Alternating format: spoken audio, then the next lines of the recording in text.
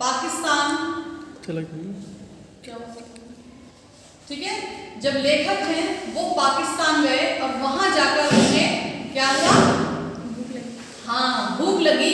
भूख लगने पर वो स्टेशन से कितने किलोमीटर, पौने 2 मील दूर जाकर उन्हें एक क्या मिला, गांव मिला। वहां पर एक क्या दिखा उन्हें, हाँ एक दुकान दिखी। वहां गए थे वो भोजन की तलाश में। किस लिए गए थे, भोजन की तलाश में। अब वहां पर जो लंबा चौड़ा पठान बैठा हुआ था उसने लेखक को कैसी नजरों से देखा, तीखी नजरों से, तीखी नजरों से देखा।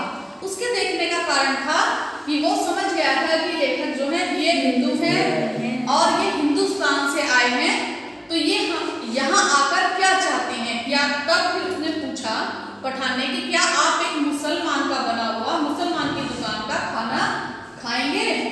तब लेखक ने क्या जवाब दिया कि हाँ क्यों नहीं खाएंगे, हमारे यहाँ हिंदुस्तान के जब भी पुलाव बिरयानी स्पेशल खानी होती थी, विशेष खानी होती थी, तो हम कहाँ मुसलमान भाइयों की दुकान पर ही जाकर खाते थे। और उसने कि वहाँ हम एक साथ एकता के साथ मिलजुल कर सौहार्दपूर्ण रहते हैं। जब उनके मुंह से यह सुनकर उस पठान को बड़ा क्या हुआ, आश्चर्य हुआ कि इस इतने गर्व के साथ आप मुसलमानों के विषय में, हिंदू मुसलमानों की एकता के विषय में बोल रहे हैं और यहाँ पर वो खाना भी मेरे हाथ का बना हुआ एक मुसलमान के होटल पर खाना वो खाएंगे। अब उसकी दुकान पर एक लड़का था, एक भाषा में, प्राचीन भाषा में उसने उस मुसलमान का नाम क्या था, उस पठान का नाम हामिद खान। और वहां पर एक चारपाई पर लेटा हुआ बूढ़ा जो हुक्का गुड़गुड़ा रहा था वो कौन था, उनके अब्बा जान। हाँ उनके अब्बा जान। तो उस बच्चे को, उस लड़के को उन्होंने भेजा, किस लिए भेजा था, दुकान के पिछवाड़े। ठीक है, अब वो बच्चा जो है वो भाग कर आया। अब हम पढ़ेंगे जो छोकरा पिछवाड़े की तरफ गया था, दुकान के पीछे की ओर, पिछवाड़े ने पीछे की ओर, उसने एक थाली में चावल लाकर सामने रख दिया। थाली में वो क्या लेने गया था, चावल लेने। लेखक को क्यों नहीं समझ में आया कि वो क्या लेने गया था, क्योंकि उन्होंने एक विशेष प्राचीन भाषा में उसे ऑर्डर दिया था, आदेश दिया था। चावल लाकर सामने रख दिया। हामिद खान ने 3-4 चपातियां उसमें रख दी, फिर लोहे की तश्तरी में सालन परोसा, जो सालन जो गोश्त में मसाला वसाला डाल के जो बनाया था। छोकरा साफ पानी से भरा एक कटोरा मेज पर रखकर चला गया। मैंने बड़े चाव से भरपेट खाना खाया। चाव यानी मजे से, हाँ मजे से, शौक से, बड़े खुशी से उन्होंने वो खाना खाया। कितने पैसे हुए, जेब में हाथ डालते हुए मैंने हामिद से पूछा। अब लेखक ने, कहानीकार ने हामिद से पूछा कि भाई इस खाने के कितने पैसे हुए। मुस्कुराते हुए हामिद खान ने हाथ पकड़ लिया और बोला, भाईजान माफ कीजिएगा, पैसे नहीं लूंगा, आप मेरे मेहमान हैं। देखो उनकी केवल एक किससे, एक वार्तालाप से, एक अच्छे सम्मानपूर्ण वार्तालाप से क्या असर हुआ उस पर। जो अजनबी थे, दोनों अजनबी थे, जो लेखक गए थे वो भी उन्हें नहीं जानते थे और जो पठान था वो भी उन्हें नहीं जानता था, लेकिन उनके मुंह से और उनके भावों को, विचारों को जानने से उसके हृदय में उनके लिए कैसे भाव आ गए, प्रेम भाव है ना, आ गए। और जिसके चलते सिर्फ इतनी छोटी सी मुलाकात में उसने क्या किया, उससे वो उनसे लेखक से पैसे लेने से इनकार कर दिया। किस कारण इनकार किया, क्योंकि प्रेम के कारण, है ना, प्यार के कारण। तो हम जो देते हैं, जब हम किसी को, सामने वाले को प्यार या सम्मान देंगे तो वापस हमें क्या आता है, वो ही लौट कर आएगा। तो उसने मना कर दिया कि मैं आपसे पैसे नहीं लूंगा, आप मेरे मेहमान हैं। मेहमान नवाजी की बात अलग है, एक दुकानदार के नाते आपको खाने के पैसे लेने पड़ेंगे, आपको मेरी मोहब्बत की कसम। लेखक ने कहा कि भाई चलो मेहमान नवाजी की बात तो ठीक है कि मैं आपका मेहमान हूँ, आपने मेरी खातिरदारी करी, लेकिन उस नाते मैं पैसे नहीं दे रहा हूँ। पैसे मैं किस लिए दे रहा हूँ कि आप दुकानदार हैं, मैं आपका क्या हूँ, ग्राहक हूँ, तो उस नाते आपको पैसे रखने पड़ेंगे, क्योंकि घोड़ा घास से दोस्ती करेगा तो खाएगा क्या, है ना। लेकिन वो अब लेंगे नहीं लेंगे वो हम आगे देखेंगे।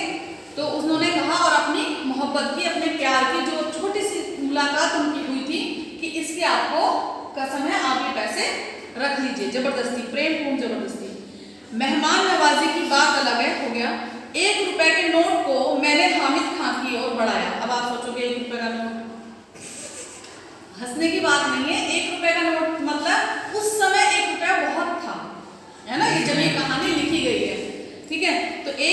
के नोट को मैंने हामिद खान की तरफ बढ़ाया। लेखक ने हामिद खान को दिया। वह सकुचा रहा था।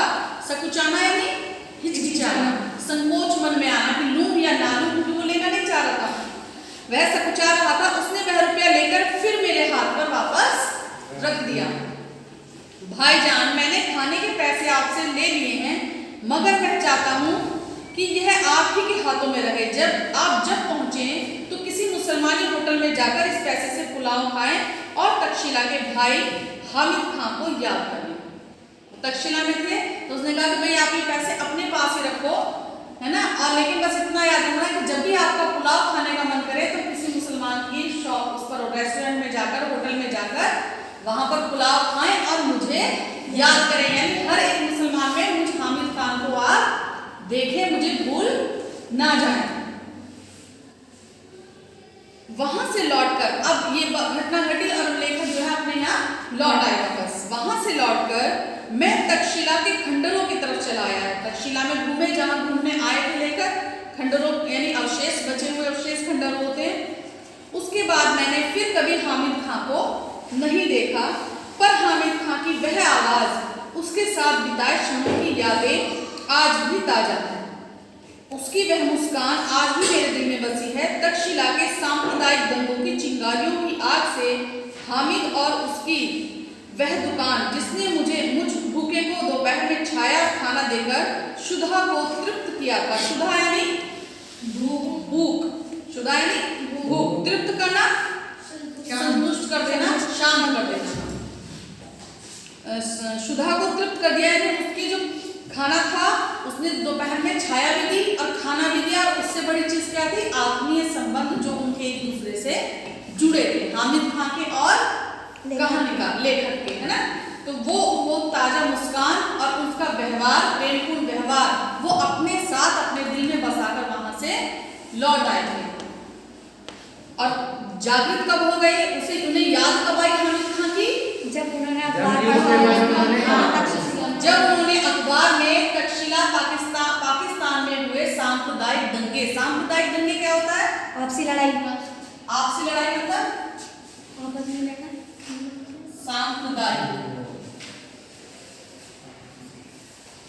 सांप्रदायिकता क्या होती है? सांप्रदायिकता देखो, जाति धर्म विशेष को लेकर हुए भेदभाव और फिर उससे उत्पन्न जो झगड़े होते हैं वो सांप्रदायिकता कहलाता है। सांप्रदायिक दंगे, जाति धर्म के आधार पर जब दंगे फसाद उत्पाद किए जाते हैं, लड़ाई झगड़े किए जाते हैं, आगजनी आग, इतनी लड़ाई बढ़ गई कि एक दूसरे के घरों में, एक दूसरे की दुकानों में आग तक लगा दी, है ना। तो दंगा उत्पाती तो है, तो धर्म को लेकर, धर्म, दो विशेष धर्मों में जब दंगा हुआ तो उसकी खबर को सुनकर उन्हें वापस हामिद खान की याद आई, जिससे वो मिले थे और मधुर क्षण उन्होंने एक साथ अपने बिताए थे दोनों ने।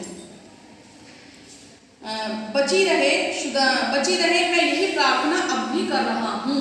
और वो मन ही मन हामिद खान के सुरक्षित होने की कामना कर रहे थे। तो देखो इस कहानी में हमें क्या पता चला कि एक तरफ तो ऐसे लोग हैं जो आपस में लड़ रहे हैं, वो भी दो संप्रदायों के, दो धर्मों के लोग हैं, और एक तरफ ऐसे भी अच्छे लोग होते हैं जो थोड़ी देर के लिए मिलकर के हमेशा एक दूसरे के हृदय में जगह बना लेते हैं, है ना।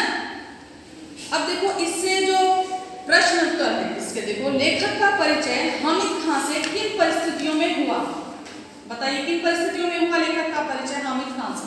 जब लेखक को भूख लगी थी और लेखक को जब लेखक को भूख लगी और लेखक उस भूख को शांत करने के लिए भोजन की तलाश में थोड़ी दूर निकले तो उन्हें एक होटल दिखाई दिया जो कि हामिद खान की दुकान थी। काश मैं आपके मुल्क में आकर यह सब अपनी आंखों से देख सकता। सबसे पहले तो ये बताओ ये किसने कहा? हामिद खान ने कब कहा? जब उनके मुख से मुसलमानों की तारीफ सुन के और हिंदू मुस्लिम एकता के विषय में बड़े गर्व के साथ जब लेखक उन्हें बता रहे थे, तब यह प्रश्न हामिद खान ने लेखक से पूछा। और अब मेरा प्रश्न है कि हामिद खान ने ऐसा क्यों कहा कि काश में विश्वास नहीं हो रहा था कि ऐसा होता है। हाँ, क्योंकि भारत में, पाकिस्तान में यह प्रचार किया जाता है। पाकिस्तान में ऐसा प्रचार यानी सोचा जाता है फैलाना। हाँ,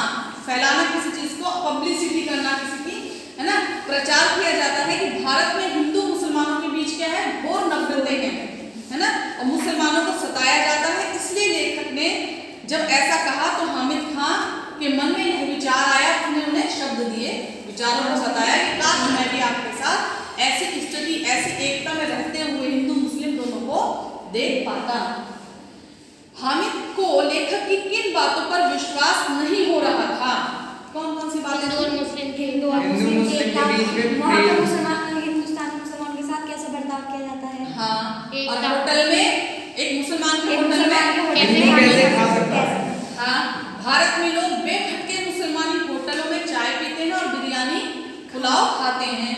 भारत में हिंदू मुस्लिम एक साथ मिलजुल कर, इन्हें आप 4 पॉइंट्स में बांट सकते हैं या एक साथ भी लिख सकते हैं।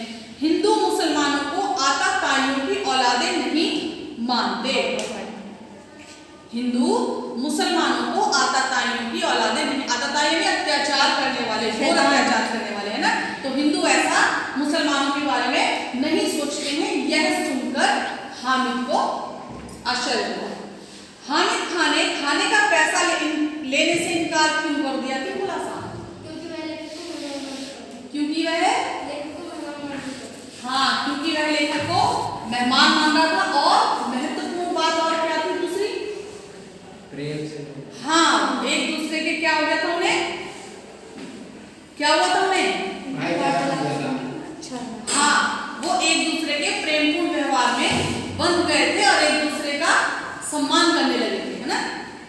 मालाबार में हिंदू मुसलमानों के परस्पर संबंधों को अपने शब्दों में लिखें। मालाबार में हिंदू रहने वाले थे। हाँ, जहाँ के लेखक रहने वाले थे। लेखक कहाँ के रहने वाले थे? मालाबार के। तो अब देखो, लेखक ने तारीफ की, तो इसका मतलब वहाँ के लोग कैसे रहते थे? मिलजुल कर एकता के धागे में पिरोकर अपने आप को मोतियों की तरह हिंदू और मुस्लिम एक साथ मिलजुल कर रहते थे। ठीक है, सादा सीधी सी बात है। तक्षशिला में आगजनी की खबर, आगजनी मैंने बताया गया, दुकानों में घरों में आग लगाना झगड़े के कारण, खबर पढ़कर लेखक के मन में कौन सा विचार कौंधा यानी विचार आया, एकदम तेजी से आया। इससे लेखक के स्वभाव की किस विशेषता का परिचय मिलता है? कहीं मेरे दोस्त हामिद खान की दुकान में वो कुछ आग ना लग जाए। हाँ, और ये दूसरा क्या है? इससे स्वभाव की विशेषता और क्या पता चलता है कि लेखक हिंदू और मुसलमानों में भेदभाव नहीं करते। उनके मन में क्या है? दूसरों के धर्म और दूसरों की भावनाओं के प्रति सम्मान भावना है ना। और वो क्या करते हैं? मनुष्य मात्र को, सबको, सारे मनुष्यों को एक जैसा मानते हैं, देखते हैं। और अहिंसा की प्रवृत्ति है उनकी, है ना। हिंसक प्रवृत्ति के भावों को अपने जगह में हृदय में स्थान नहीं देते। तो ये सारे प्रश्न उत्तर जो आपके हैं। और जो अतिरिक्त प्रश्न है, हस्तरेखा के समान फैली गलियां कथन से क्या तात्पर्य है? एक कथन आया था, हस्तरेखा से समान, कहाँ का चित्रण था वो? हस्तरेखा के समान गंदी गलियां हैं गांव का, तक्षशिला। हाँ, और बाजार का, बाजार के बाजार का चित्रण किया था लेखक ने कि हस्तरेखाओं के एक गलियां निकल गई। हाँ, एक दूसरे से जुड़ी हुई गलियां थी और बहुत गंदी थी, कूड़े करकट के ढेर लगे हुए थे, धुआं था चारों तरफ। तो वहां का बाजार कैसा था ये लेखक ने बताया। और ऐसे बाजार में जाकर भी लेखक खाना खाने के लिए तैयार थे, है ना। तो अब और इसमें से क्वेश्चन ऐसे निकल के आते हैं, तक्षशिला कहाँ है? पाकिस्तान में। पाकिस्तान में, है ना। लेखक कहाँ के रहने वाले थे? मालाबार मालाबार के।